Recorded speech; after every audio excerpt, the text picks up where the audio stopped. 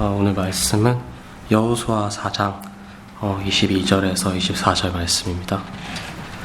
너희는 너희의 자손들에게 알게 하여 이르기를 이스라엘이 마른 땅을 밟고 이 요단을 건넜음이라. 너희의 하나님 여호와께서 요단물을 너희 앞에서 마르게 하사 너희를 건너게 하신 것이 너희의 하나님 여호와께서 우리 앞에 홍해를 말리시고 우리를 건너게 하신 것 같았나니 이는 땅의 모든 백성에게 여호와의 손이 강하신 것을 알게 하며 너희가 너희의 하나님 여호와를 항상 경외하게 하려 하심이라 하라. 아멘.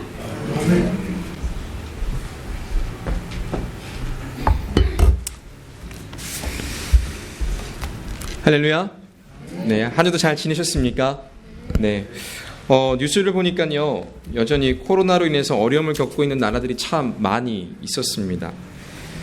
대한민국만 하더라도요, 갑자기 확진자들이 여기저기서 늘어나고 있고요. 특히 수도권의 확진자들이 더 많아짐으로 말미암아 더 불안한 그런 사태가 되어 있습니다. 전 세계적으로 보니까요, 제가 말씀을 준비할 때만 보더라도 760만 명 정도가 지금 감염되어 있고요. 또 그 중에서 42만 명이 사망했다 이렇게 보도되었습니다. 여전히요, 남미 쪽 그리고 급부상하는 러시아와 인도네시아 이쪽 등지에서 확진자가 계속해서 속출하고 있다고 합니다. 자, 그런 가운데 참 감사하게도 우리가 살고 있는 이 뉴질랜드는 더 이상 확진자가 나오지 않고 있습니다. 정상화된 이 삶을 저희가 살아감에 참 감사하지만요. 또 아울러서 우리가 계속해서 기도하고 또 우리가 이 사태가 종결되기는 이런 바라는 마음으로 전 세계를 위해서 기도해야 될 때가 아닌가라는 생각합니다. 그래서 치료제가 빨리 개발될 수 있도록 더 이상 확진자가 대한민국뿐만이 아니라 전 세계에 나타나지 않도록 계속해서 기도해 주시기 바랍니다. 우리 옆에 있는 분과 이렇게 인사했으면 좋겠습니다. 생활은 양보하고 은혜에 욕심냅시다. 아멘이시죠? 아멘. 네. 배산임수라는 말 들어보셨죠? 네, 배산임수. 네, 여기 계신 분들은 다 아시리라고 생각이 됩니다. 무슨 말이겠습니까? 뒤에는 산이 있고 앞에는 강이 있는. 그래서 예로부터 우리나라의 풍수지리사상이라는 말이 있습니다. 그렇죠? 네, 이런 풍수지리사상에 의해서 어떤 땅을 선정할 때, 양지 바른 땅, 어떤 도시나 지역을 선정할 때 이런 배산임수 지역에 마을이 생기거나 도시가 생겼다라는 것입니다. 그러니까 좋은 땅의 조건으로 볼 때 산을 등지고 있습니다. 그러니까 우리나라 대한민국을 기준으로 보면 북쪽에는 산이 있어야 돼요. 남쪽에는 강이 있는 지역을 이야기합니다. 그렇다면 여기는 어떻게 될까요? 남쪽에 오히려 산이 있고 북쪽에 강이 있는 그런 지역에 도시를 세워지면 참 좋은 도시가 되겠죠. 이렇게 배산임수를 이 지역에는요, 이제 북풍으로 인해서 겨울에면은 이 북풍이 부니까 대한민국 춥잖아요. 그러니까 그걸 막아주는 역할을 하는 게 이 산의 역할이고요. 또 겨울 되면 땔감이 필요하잖아요. 그러니까 그 산에서 땔감을 얻습니다. 그리고 그 앞에 흐르는 하천을 통해서 농업용수를 구합니다. 옛날 어르신들은 거기에서 빨래도 하고 우리 선조들은 그렇게 했지 않습니까? 그리고 여름철에는 이 범람하는 이 하천으로 말미암아 그 주변에 있는 땅이 굉장히 비옥하다라는 것입니다. 이렇게 이런 다양한 장점으로 말미암아 이 배산임수 지역은 옛날부터 많은 사람들이 좋아하는 그런 땅이었습니다. 우리 조상들에게 있어서요, 이 산뿐만이 아니라 이 물의 중요성이 굉장히 많았습니다. 무엇보다도 물이 중요하다라는 것이죠. 우리 인간의 몸에도 70% 이상이 물로 되어 있습니다. 물이 없으면 살 수가 없는 것이죠. 그만큼 물이 우리 생활에 있어서 없어서는 안 되는 그러한 중요 요소라는 것입니다. 그래서요, 큰 세계 문명지가 있습니다. 4대 문명이라고 하죠. 이 4대 문명, 이 문명도 강을 중심으로 이렇게 세워진 것을 볼 수 있습니다. 메소포타미아의 티그리스와 유프라테스 강, 그 사이에 메소포타미아 문명이 세워졌고요. 또 인더스강 유역에 인더스 문명이 세워졌고요. 또 황하강 주변에 황하 문명이 세워졌고요. 또 나일강 주변에 이집트 문명이 세워진 것을 보게 될 때 강 중심으로 어떤 큰 도시가 형성되었담을 알 수 있는 것입니다.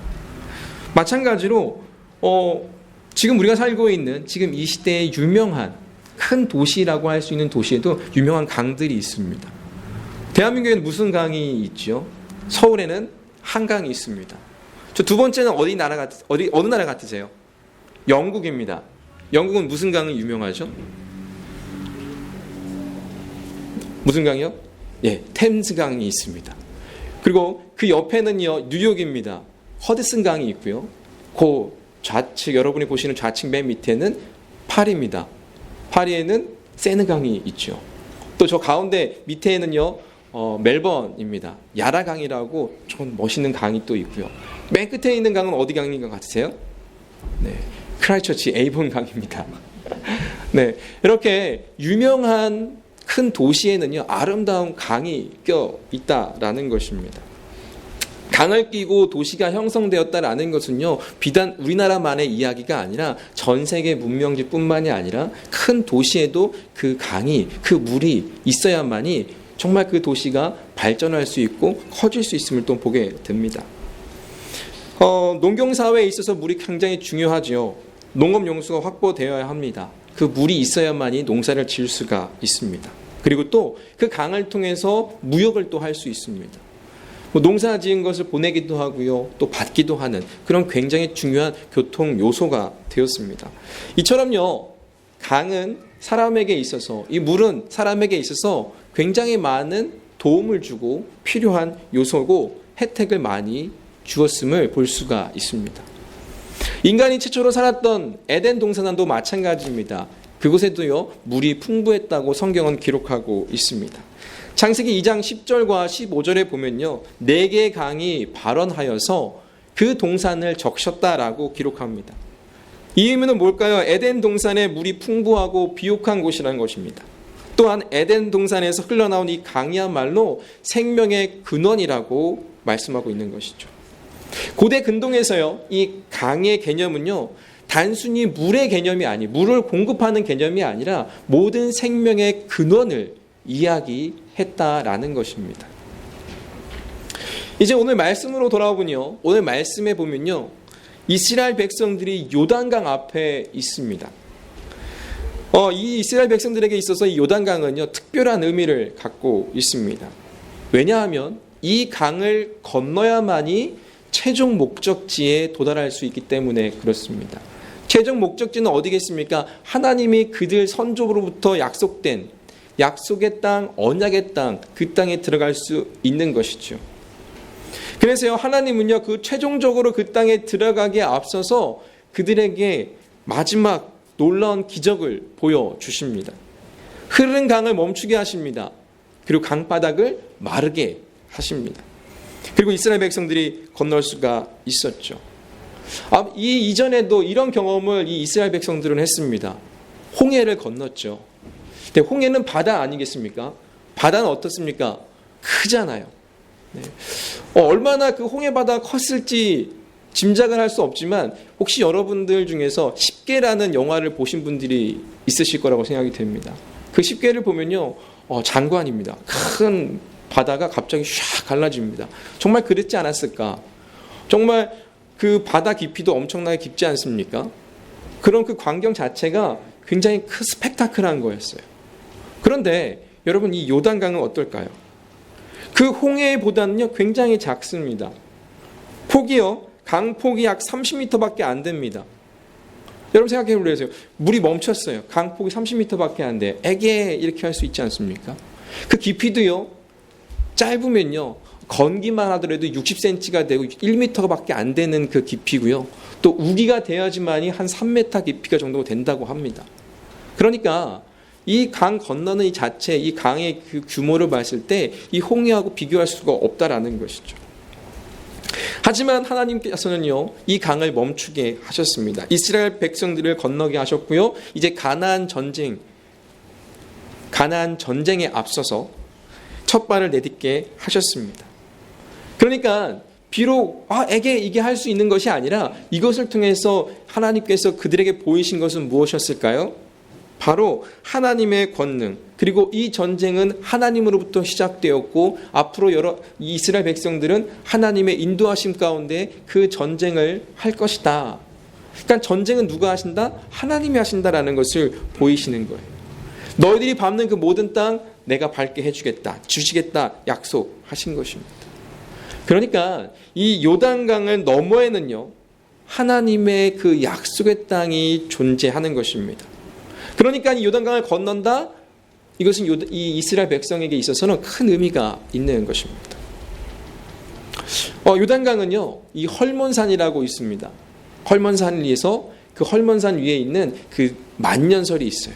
그 눈 덮인 그 산 꼭대기가 있습니다. 거기에서 그 눈들이 녹아서 흘러가지고, 그리고 요단강 줄기를 타고 갈릴리 호수에 있다가 요단강 줄기를 타고 사해로까지 이어지게 됩니다. 그러니까 헐몬산에서부터 이 사해까지 그냥 지도에서 그냥 자로 쫙 그어보면 한 130km밖에 안 된대요. 그런데 이 강이잖아요. 강은 굽이치지 않습니까? 이 굽이치니까 약 360km까지 큰 길이의 강이 되는 것입니다. 그리고 요단강은요, 이 지중해 해수면보다 굉장히 낮습니다. 낮은 곳에서 더 낮은 곳으로, 사해는 더 낮다고 합니다. 요단강은 한 200m 정도 낮고요. 또 그 밑으로는 사해는 한 약 400m 정도 낮다고 합니다. 그러니까 옛날만 하더라도 이 물을 끌어다가 쓸 수 있는 이런 능력이 없었지 않습니까? 근데 이제는요, 그 관계 수로로 인해서 끌어 쓸 수 있는 능력이 생겨졌습니다. 그러니까 그 땅을 비옥하게 할 수가 있는 것이죠. 사해를 여러분 들으셔서 아실 겁니다. 사해, 말 그대로 죽은 바다 아니겠습니까? 그런데요, 지금은요, 그 죽은 바다이지만 거기에서 나오는 엄청난 많은 양의 소금이 세계 각지로 수출이 되고 있고요. 또 이스라엘 성지순례 갔다 오신 분들이 가장 많이 선물로 사가지고 오시는 게 있는데요, 소금하고 비누입니다.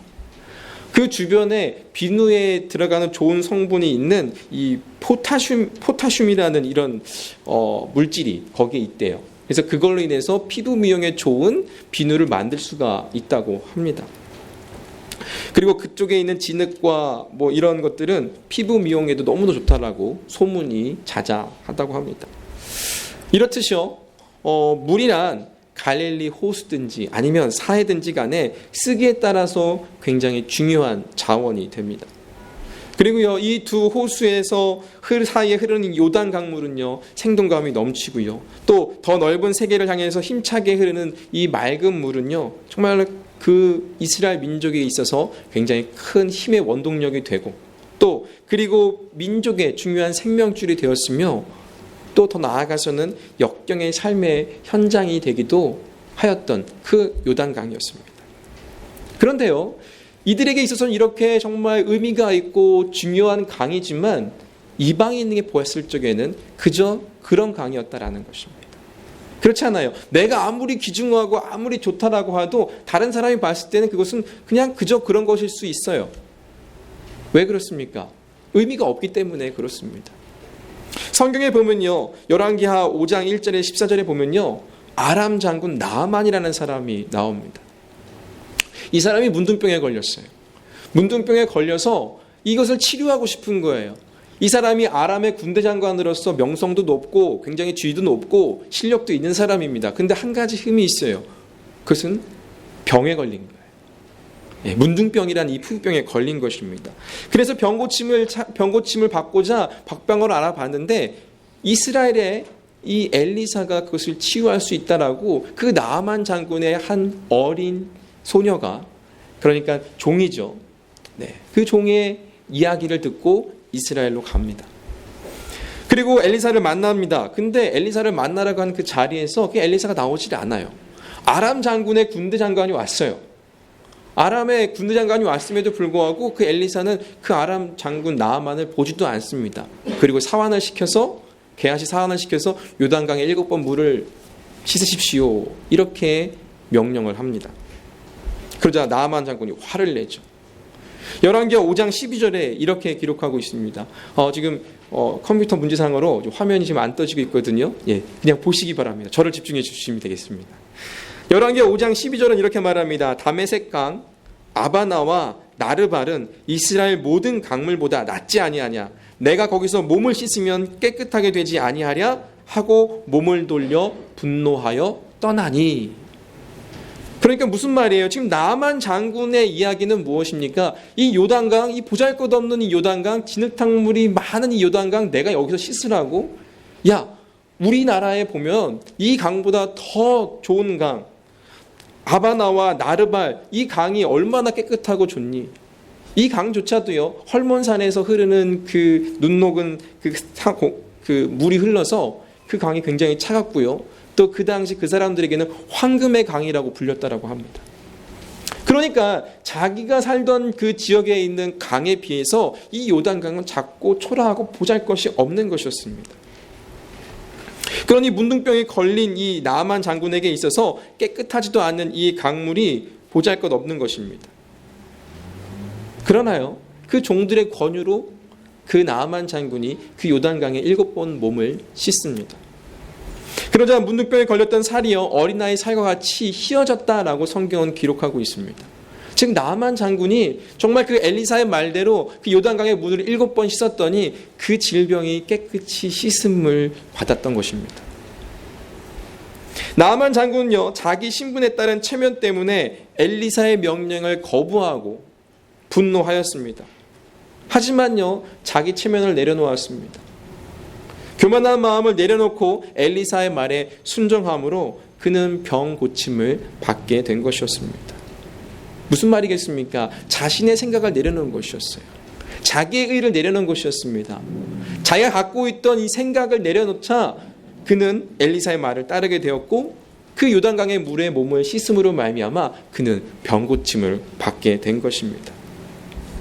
어떻게 보면요, 엘리사의 말은 인간의 지식으로 봤을 때 굉장히 황당합니다. 정말 이해하기 어려운 그런 말들이라는 것이죠. 하지만 그는요, 나만 장군은요, 순종했습니다. 그 순종으로 말미암아 치유함을 받게 된 것이죠. 여러분, 순종은요, 믿음입니다. 순종은요, 슬픈 자에게 기쁨을 주고요, 약한 자에게 강함을 주고요, 실망한 자에게 소망을 주고요, 병든 자에게 건강을 주고요, 불신자에게 구원을 주는 것이 바로 순종입니다. 복음서에 보면요, 세례 요한이 세례를 줍니다. 어디서 세례를 주죠? 바로 요단강에서 세례를 줍니다. 그러면서 그가 외치는 말이 있었습니다. 회개하라, 천국이 가까이 왔느니라. 요한은요, 하나님의 나라를 준비시키기 위해서 사람들에게 회개하라고 그러면서 물로 세례를 주었습니다. 요한이요, 그 사람들에게 준 것은요, 회개의 세례였습니다. 요단강에서 물로 씻는 그 의식을 통해서 그들의 죄를 씻고 이 종말의 때를 준비하게 하는 사람이 바로 이 요한이었다라는 것입니다. 그리고 예수님도요, 이 요단강에서 요한에게 세례를 받으십니다. 왜 그럴까요? 예수님에게 회개의 세례가 필요하셔서 그 자리에 나오셨을까요? 아닙니다. 예수님은요, 죄인이기 때문에 회개가 필요하기 때문에 나오신 것이 아니라 예수님이 자신이 구원하기 위하여 온 죄인들을 위한 것이다, 내가 죄인들을 위해 온 것이다 라는 것을 보여주시기 위해서 세례를 받으셨습니다. 그리고 마태복음 3장 15절 말씀에 보면요, 예수님이 왜 세례를 받으셨는지 한마디로 말하고 있습니다. 모든 의를 이루기 위함이다 라고 말합니다. 예수님께서 세례를 받으신 것은요, 모든 의를 이루시기 위해서 세례를 받으신 것입니다. 그러니까 이것은 무엇이냐면 자기 자신을 죄인들과 동일시하면서 또 예수님께서 앞으로의 그 십자가상에서의 그 죽음과 또 모든 죄인을 대신해서 고난 받으실 것을 암시하는 그 세례였다라는 것입니다. 그것이 모든 일을 이루기 위함이었다라는 것입니다. 우리는요, 이 요단강 앞에서 우리의 신앙을 비춰볼 때요, 하나님께서 우리에게 요구하시는 것이 있다는 것입니다. 믿음으로 순종하는 것입니다. 그리고 죄의 회개와 하나님 나라의 도래를 준비하는 것, 이것이 바로 우리가 요단강 앞에서 바라봐야 할, 또 점검해야 할 우리의 신앙의 모습이라는 것입니다. 오늘 우리가 읽은 본문에서요, 이스라엘 백성들이 요단강을 바라보면서 무슨 생각을 했을까요? 자신들의 그 아버지 세대도 동일하게 그 앞에 있었습니다. 하지만 그들은요, 그 아버지 세대, 그 출애굽한 그 1세대들은요, 그 강을 건너지 못했습니다. 하나님의 말씀을 순종하지 못했습니다. 그 결과 그들은요, 광야에서 40년간 방황을 했습니다. 떠도는 인생이 되었고요. 결국 그들은 약속의 땅에 들어가 보지 못하고 광야에서 모두 죽어버렸습니다. 이제 이 출애굽한 2세대들입니다. 광야에서 태어난 이들입니다. 이제 요단 앞에 섰습니다. 그들은요, 다시는 그 부모들이, 그 1세대들이 했던 그 전철을 밟아서는 안 되는 것이죠. 또다시 실수하지 말아야 합니다. 지난 40년간 그들을 인도하시고 보호하시고 그들을 먹이시고 입히신 그 하나님의 그 능력을 지금까지 붙잡고 나가야 한다라는 것입니다. 어쩌면 그 요단을 바라보면서 여호수아와 그 수많은 백성들이 어땠을까요? 아마 만감이 교차했을 것입니다. 하지만 이번은 다르죠. 40년간 그들은요, 연단 받았습니다. 40년간 그들은 훈련 받았습니다. 그 연단과 훈련을 통해서 하나님을 경험했습니다. 그 말씀을 의지해서 그 강을 건넜습니다. 이제 그 약속이 이루어지는 순간이죠. 그들은요, 반드시요, 요단강을 건너야 했습니다. 그 강을 건너야 했습니다. 약속의 땅을 들어가기 위해서는요, 요단강을 건너지 않으면 안 되었습니다. 멀리 돌아갈 수도 있겠죠. 하지만 그들은 그곳을 지나가야 했습니다. 그들의 불순종의 죄를 씻어야만 했습니다. 그들의 과거의 잘못된 것들, 잘못된 습관들, 죄의 습성들, 벗어나야만 그 약속의 땅 가나안에 들어갈 수 있는 것입니다. 요단강은요, 죄를 씻는 곳입니다. 방황하는 광야에서 약속의 땅으로 들어가는 곳이죠. 복된 첫으로 들어가는 곳이고요. 또 예비하신 첫 으로 들어가는 길목이자 옛 자아가 죽고 내가 새롭게 거듭나는 곳이 바로 그 강이라는 것입니다. 그래서 그 강은요, 내 힘으로 건널 수 있는 강이 아닙니다. 실로 얇은 곳은요, 아까도 말씀드렸지만 60cm밖에 되지 않습니다. 그냥 폴짝 뛰면 되는 곳 아니겠습니까? 야, 어디가 더 강폭이 좁은지 물이 없는지 찾아봐, 이러는 것이 아닙니다. 하나님께서는요, 강물을 멈추게 하셨습니다. 그 제사장들이 그 언약궤를 메고 그 강바닥을 밟는 그 순간 그 물이 멈췄습니다. 그리고 그 바닥이 마르게 되었습니다. 마르지 않은 그 질퍽한 그 땅을 건넌 것이 아니라 마른 땅을 그들이 발에 하나 진흙 묻지 않고 건널 수 있게 하셨습니다. 그게 무엇입니까? 하나님의 은혜입니다. 하나님의 권능의 손으로 그들을 인도하신 것입니다.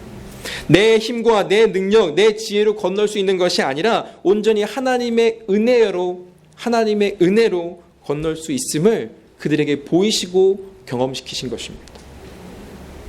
그러므로요, 우리 요단강 앞에서요, 우리의 인간적인 노력으로 사는 삶을 끝내고 믿음으로 사는 순종의 삶을 시작하겠다는 그런 다짐을, 그런 결단을 요구하고 있는 것입니다. 예수님은요, 십자가에서의 죽음과 부활, 구속의 사역으로 영원한 생명을 우리에게 허락하셨습니다. 이제 그것을 믿는 믿음으로 예수님이 몸소 보이신 그 순종의 삶을 우리에게도 요구하고 계십니다. 사랑하는 성도 여러분, 우리는 요단강에서 무엇을 하고 있습니까? 지난날 우리의 실수와 잘못된 선택과 결정으로 인해서 수많은 연단을 받지 않으셨습니까? 많은 훈련을 받으셔야 했지 않았습니까? 내 힘과 내 지혜와 내 능력으로 할 수 있어, 내가 넘을 수 있어 라고 하지 않으셨습니까? 어쩌면 내 힘으로도 넘을 수 있습니다. 하지만 그것은요, 하나님이 원하시는 방법이 아닙니다. 하나님의 방법이 아니라 하나님의 뜻이 아닙니다. 우리는요, 순종해야 합니다. 또한 철저하게 내 자신을 내려놓아야 합니다. 내 체면, 내 자존심, 내 교만을 내려놓아야 합니다. 그래야만이 우리가 회개의 자리로 나아갈 수가 있는 것입니다.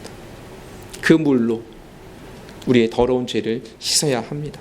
정결하고 거룩하고 성결해야 합니다. 그래야 주님께서 허락하신 그 약속의 땅, 그 복된 땅에 들어갈 수가 있습니다. 때문에 우리는요, 예수 그리스도의 그 십자가의 복음을 믿음으로 이 땅에서 살아가야 하겠습니다. 오늘도 우리의 삶에서 인도하시고 보호하시고 또 약속을 이루시는 그 하나님을 믿고 바라는 여러분 되시기를 바라고요. 흔들리지 않는 그 믿음으로 순종하며 주님의 나라를 기대하고 준비하며 사시는 저와 여러분 되시기를 주님의 이름으로 축복합니다. 기도하겠습니다.